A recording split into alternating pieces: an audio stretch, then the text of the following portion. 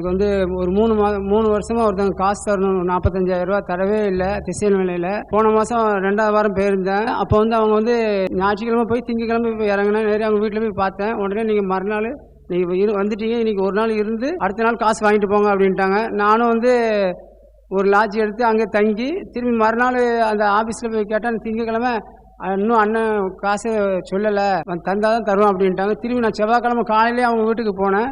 வீட்டில் போய்ட்டு நான் போகிறதுக்குள்ளே அவங்க அண்ணன் பொண்ணுக்கு வந்து வளகாப்புன்னு போயிட்டாரு. சாயங்காலம் வர நான் இருந்து பார்த்து மணி 3 ஆகிப்போச்சு. அவங்க வரவே இல்லை. இந்த அம்மாவும் அவங்க வீட்டுக்கு போனாங்க. இன்னும் ஒன்றுமே சொல்லலை. ஃபோன் போட்டாலும் எடுக்கவே மாட்டாங்கிறாங்க அப்படின்னாங்க.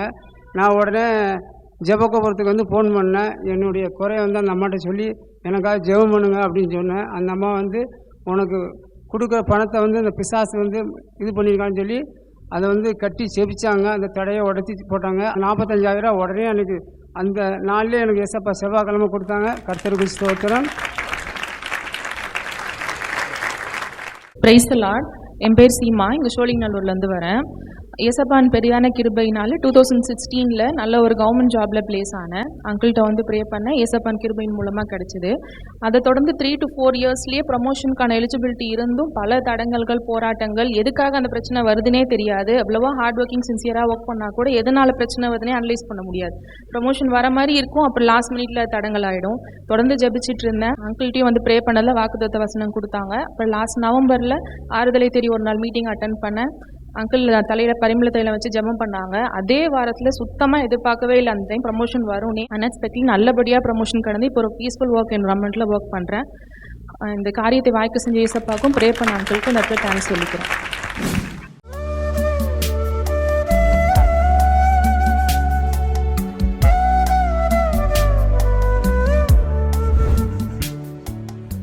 சகோதர சகோதரிகளே, நம்மை சிருஷ்டித்தவரும் நம்மை உண்டாக்கினவரும் நம்மை ஒருபோதும் மறந்து போகாதவருமாகிய இயேசு கிறிஸ்து முனையற்ற நாமத்தினால உங்கள் எல்லாரையும் வாழ்த்தி ஆசீர்வதிக்கிறேன். அல்லேலூயா. எல்லாரும் சந்தோஷமா இருக்கீங்களா? இப்பொழுது நாம் தேவ செய்திக்கு நேராக கடந்து செல்லுவோம். இந்த நாளிலும் ஆண்டவருடைய பாதப்படியிலே அமர்ந்து, ஆண்டவரே, என் பிள்ளைகளுக்கு இன்றைக்கு நீ சொல்லுகிற மங்கள வார்த்தை என்ன வார்த்தை சொல்லி என் பிள்ளைகளை ஆசீர்வதிப்பது தேவனுடைய திட்டமாக இருக்கிறது. ஜெபத்திலே தரித்திருந்த பொழுது கர்த்தருடைய ஆவியானவர் நம்மை ஆசீர்வதிக்கும்படி கொடுத்த மங்கள வார்த்தை 2 நாளாகமத்தின் புஸ்தகம் 16ஆம் அதிகாரம் 9வது வசனம் இப்படியாய் சொல்லுகிறது. வாசிப்போமா? தம்மை பற்றி உத்தம இருதயத்தோடு இருக்கிறவர்களுக்கு தம்முடைய வல்லமையை விளங்க பண்ணும்படி கர்த்தருடைய கண்கள் பூமி எங்கும் உலாவிக் கொண்டிருக்கிறது. இந்த விஷயத்தில் மதியினராய் இருந்தபடியினாலே ஆகையால் இது முதற்கொண்டு உமக்கு யுத்தங்கள் நேரிடும் என்று சொன்னார். தம்முடைய வல்லமையை விளங்க பண்ணும்படிக்கு கர்த்தருடைய கண்கள் பூமி எங்கும் உலாவிக் கொண்டிருக்கிறது. ஆண்டவரை பற்றி உத்தம இருதயத்தோடு இருக்கிறவர்களுக்கு தம்முடைய வல்லமையை விளங்க பண்ணும்படிக்கு கர்த்தருடைய கண்கள் பூமி எங்கும் உலாவிக் கொண்டிருக்கிறதா. இந்த வசனத்தில் ஆண்டவர் தெளிவாய் சொல்லுகிறார், தம்மை பற்றிய விஷயத்தில், ஆண்டவருக்கு அடுத்த காரியத்தில் உத்தம இருதயத்தோடு இருக்கிறவர்களுக்கு தம்முடைய வல்லமையை விளங்க பண்ணும்படிக்கு கர்த்தருடைய கண்கள் பூமி எங்கும் உலாவிக் கொண்டிருக்கிறதா. என் அன்பு தேவனுடைய பிள்ளைகளை, ஆசா என்கிற ராஜா ஆண்டவரிடத்திலே சகாயம் தேடுவதற்கு பதிலாக உலக ராஜாக்களிடம் சகாயம் தேடி போனபடியினாலே ஆண்டவருடைய உலாவிக் கொண்டிருக்கிற கண்கள் அவனை பார்த்து சொல்லுது, இதுக்கு மேல யுத்தங்கள் உனக்கு ஆரம்பிக்கும் என்று சொல்லப்பட்டிருக்கிறது. என் அன்பு தேவனுடைய பிள்ளைகளே, அப்படின்னா இதுல ஒரு நல்ல காரியத்தை நீங்கள் தெரிந்து கொள்ள வேண்டும். உங்க வாழ்க்கையில யுத்தங்களை நீங்க தவிர்க்கணும்னா ஆண்டவரை சார்ந்து வாழ பழகி கொள்ள வேண்டும். ஆண்டவருடைய கண்களுக்கு கீழாக உத்தம இருதயத்தோடு ஆண்டவருடைய பார்வைக்கு நீங்கள் நடந்து கொள்ள வேண்டும். என்னுடைய பார்வைக்கு என்னை பொறுத்த வரைக்கும் நான் நல்லவன், என்னை பொறுத்த வரைக்கும் நான் நீதிமான் என்று ஒரு நாளும் நீங்கள் சொல்லக்கூடாது. ஆண்டவருக்கு முன்பாக ஆண்டவர் தான் உங்களை பற்றி சாட்சி சொல்லணும். இந்த வசனம் அதைத்தான் சொல்லுகிறது. தம்மை பற்றி அப்படின்னு ஆண்டவருடைய விஷயத்துல உத்தம இருதயத்தோடு இருக்கிற பிள்ளைகளுக்கு மேல ஆண்டவருடைய வல்லமை விழும்படி பூமி எங்கும் ஆண்டவருடைய கண்கள் உலாவி கொண்டிருக்கிறதா. என் அன்பு தேவனுடைய பிள்ளைகளே, உங்க பிள்ளைங்க இன்றைக்கு ஒருவேளை ஏதோ ஒரு ஊர்ல வேலைக்கு போயிருக்கலாம், படிக்க போயிருக்கலாம். ஏன் நீங்க கூப்பிட்டு வராம இந்த நேரம் மதுபான கடையில போய் மது குடிச்சுக்கிட்டு இருக்கலாம், இல்லை வீட்டில் உட்கார்ந்து ஆபாச படங்களை பார்த்துட்டு இருக்கலாம், ஏதோ ஒரு தவறான இடத்துல கூட அவங்க இருக்கலாம். ஆனால் அவர்களையும் ஆண்டவருடைய கண்கள் நோக்கி பார்க்கிறது தான். இன்னொரு வசனம் சொல்லுகிறது, நல்லோரையும் தீயோரையும் நோக்கி பார்க்கும்படி கர்த்தருடைய கண்கள் எவ்விடத்திலும் உலாவி கொண்டிருக்கிறது என்று நீதிமொழிகள் 15:3 சொல்லுகிறது. அப்படின்னா நல்லவங்களா இருந்தாலும் சரி, கெட்டவங்களா இருந்தாலும் சரி, எல்லாரையும் நோக்கி பார்க்கும்படி கர்த்தருடைய கண்கள் உலாவி கொண்டிருந்தாலும் ஆண்டவருக்கு முன்பாக உத்தம இருதயத்தோடு இருக்கிறவர்களுக்கு ஆண்டவருடைய வல்லமையை ஆண்டவர் விளங்க பண்ணுவார். நல்ல கவனிங்க, நல்லவங்களா இருந்தாலும் தீயவங்களா இருந்தாலும் அவங்க மேல ஆண்டவருடைய பார்வைப்படும். உண்மைதான், அவருடைய கண்களுக்கு ஒருவரும் தப்ப முடியாது. எவ்வளவு ரகசிய அறையிலே போய் நீ பாவம் செய்தால் இதை யாரும் பார்க்க முடியாது, இங்க கேமரா இல்ல, ஆளே நடமாட்டம் இல்லை என்கிற ஒரு சூழ்நிலை இருந்தாலும், ஆள் நடமாட்டம் இல்லாத இடமா இருந்தாலும், எல்லாம் மூடி வச்ச இடமா இருந்தாலும், எல்லா இடமும் ஆண்டவருக்கு முன்பாக வெட்ட வெளிச்சமா இருக்கிறது என்று ஆண்டவர் சொல்லி இருக்கிறார். அவரை மறைச்சி நீங்க எந்த ஒரு காரியத்தையும் செய்ய முடியாது. நல்லதும் செய்ய முடியாது, கெட்டதும் செய்ய முடியாது. உன் மனைவியை மறைச்சு நீ என்ன வேணாலும் செய்யலாம், உன் பெற்றோரை மறைத்து நீ என்ன வேணாலும் செய்யலாம், உன்னுடைய புருஷனை மறைத்து நீ என்ன வேணாலும் செய்யலாம், ஊழியக்காரனை மறைச்சு என்ன வேணாலும் செய்யலாம். ஆனால் ஆண்டவருடைய கண்களை யாரும் மறைக்க முடியாது. அவருடைய கண்களுக்கு யாரும் தப்ப முடியாது. அதுதான் சொல்லப்பட்டிருக்கிறது, நல்லவரையும் தீயவரையும் பார்க்கும்படி அவருடைய கண்கள் பூமி முழுவதும் உலாவுகிறது. இதை ஞானியாகிய சாலமோன் நீதிமொழிகளிலே எழுதுகிறார். ஆனால் நம்ம வாசிச்ச இந்த மூல வசனம் என்ன சொல்லுகிறது? தம்முடைய வல்லமையை விளங்க பண்ணும்படி கர்த்தருடைய கண்கள் பூமி எங்கும் உலாவி கொண்டிருக்கிறது என்று சொல்லப்பட்டிருக்கிறது. அப்ப பூமி எங்கும் உலாவுகிற கண்கள் ஆசாவை பார்க்கும் பொழுது அவன் ஆண்டவரை சார்ந்து ஆண்டவரிடத்தில் தனக்கு உதவி கேட்பதற்கு பதிலாக தேவையில்லாத ஒரு ராஜாவிடத்திலே உதவி கேட்டபடியினாலே அதுக்கு பிறகுதான் அவனுக்கு யுத்தங்கள் ஆரம்பிக்கிறதை நாம் பார்க்கிறோம். அப்படின்னா யுத்தம் இல்லாமல் யுத்தத்திற்கு முடிவை கொண்டு வரவும், யுத்தம் இல்லாமல் வாழணும்னா நீங்க எப்பொழுதும் உதவி கேட்டு ஆண்டவருடைய சமூகத்தில் நீங்க போய் நிற்க வேண்டும். ஆண்டவர் தான் உங்களுக்கு சரியான ஆட்களை அனுப்புவார், ஆண்டவர் தான் உங்களுக்கு உதவி செய்வார், ஆண்டவரை தான் நீங்க நம்பி ஒரு காரியத்தில் இறங்க முடியும். சில நேரங்களில் நமக்கு உதவியாக நம்ம வரவழைக்கிறவங்களே நமக்கு விரோதமாய் மாடி விடுகிறத இந்த நாட்களிலே நாம் நேரடியாய் பார்த்து கொண்டிருக்கிறோம். ஒரு முறை ஒரு கணவன் மனைவியுடைய வாழ்க்கையில் ஒரு பிரிவினை வந்துருச்சு.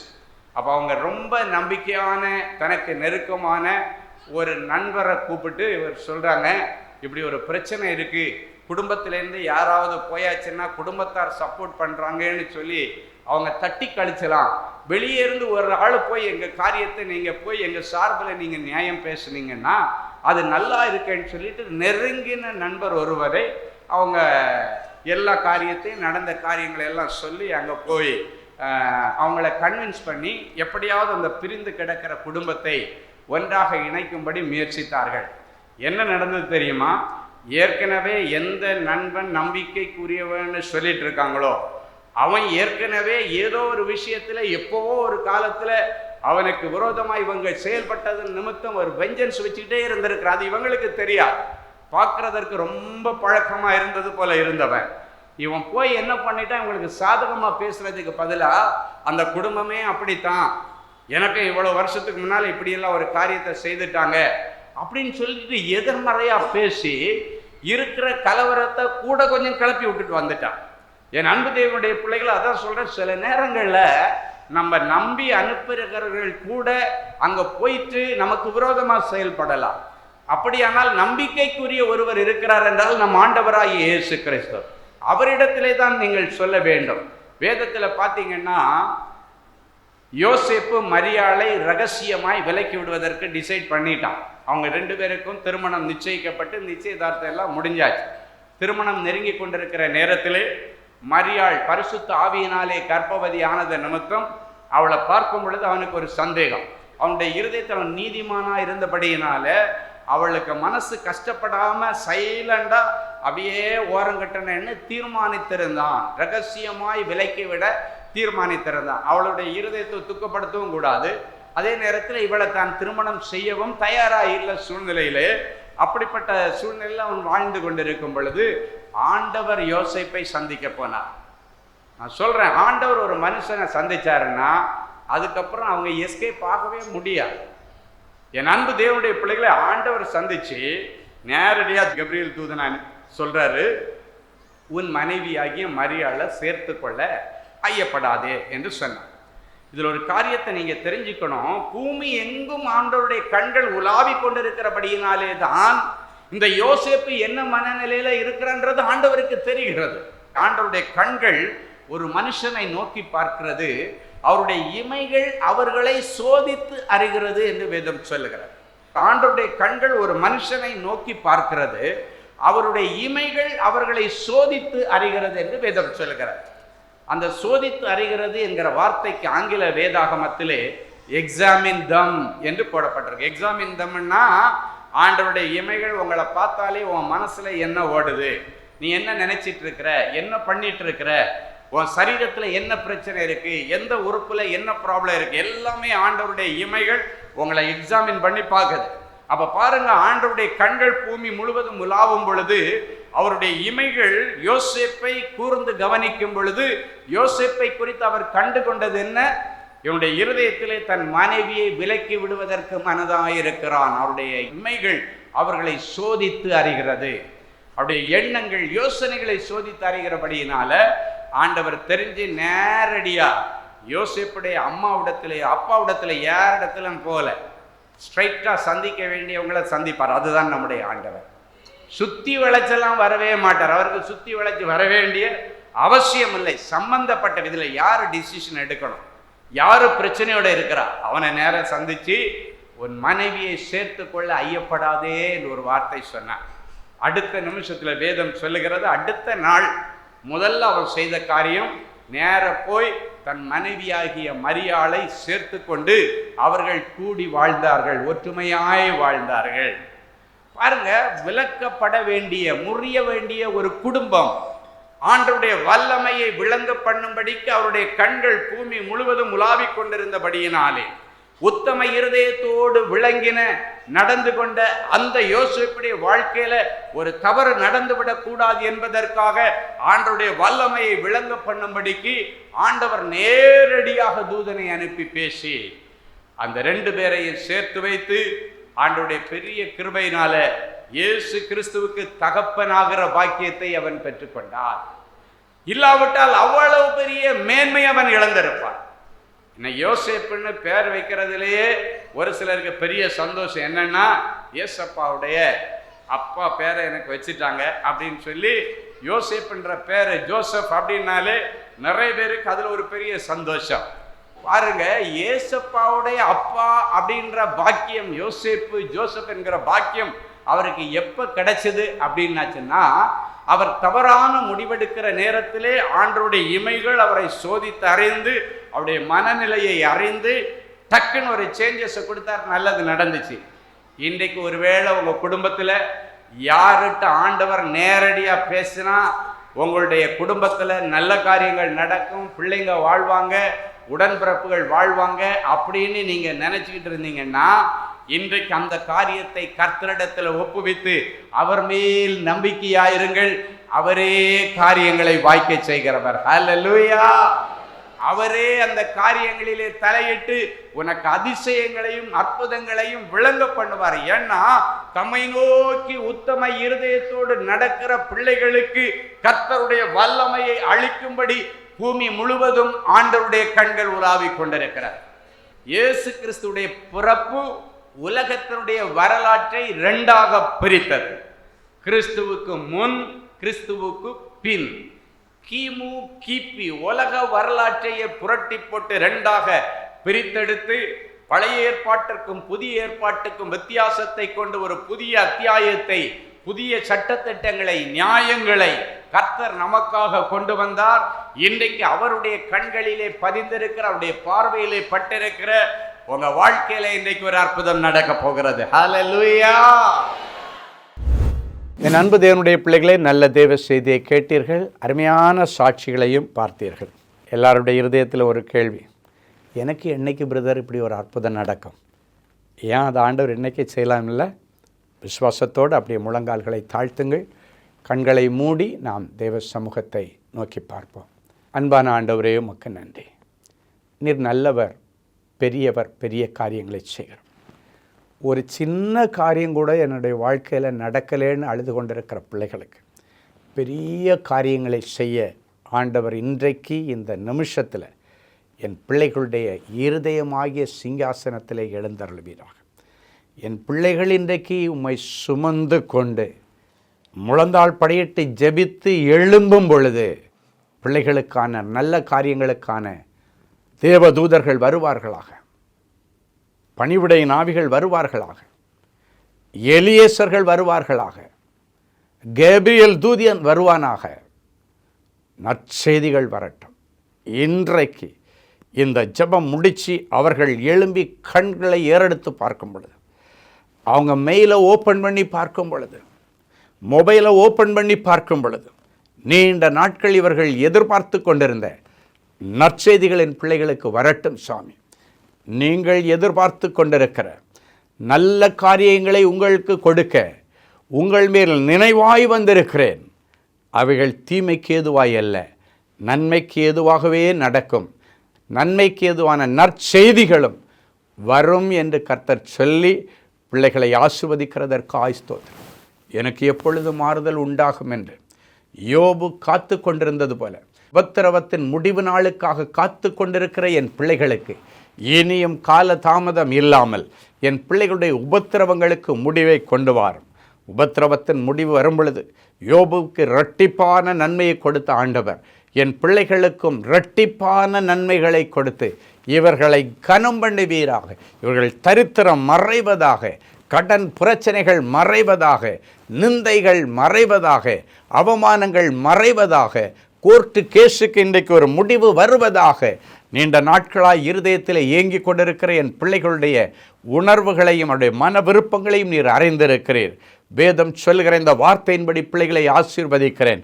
கர்த்தருக்குள் மன மகிழ்ச்சி ஆயிரு, அவரின் இருதயத்தின் வேண்டுதல்களை எல்லாம் உனக்கு அருள் செய்வார் என்ற வார்த்தையின்படி இருதயத்தின் வேண்டுதல்களை எல்லாம் என் பிள்ளைகளுக்கு நிறைவேற்றித்தார். நிறைஞ்ச மனசில் பிள்ளைகளை ஆசீர்வதிக்கிறேன் இயேசுவின் மூலம் பிதாவே, ஆமேன், ஆமேன். அன்பு தேவனுடைய பிள்ளைகளே, இந்நிகழ்ச்சியின் மூலம் நீங்கள் பெற்றுக்கொண்ட ஆசீர்வாதங்களையும் உங்கள் ஜெப விண்ணப்பங்களையும் அனுப்ப வேண்டிய முகவரி தேவனின் அன்பு ஊழியங்கள், எண் 340B பார் 1A 3B1 Vinayak avenue, OMR road, Okkiyam, Thoraipakkam, Chennai 600097. மின்னஞ்சல் prayer@godsloveministries.co.in.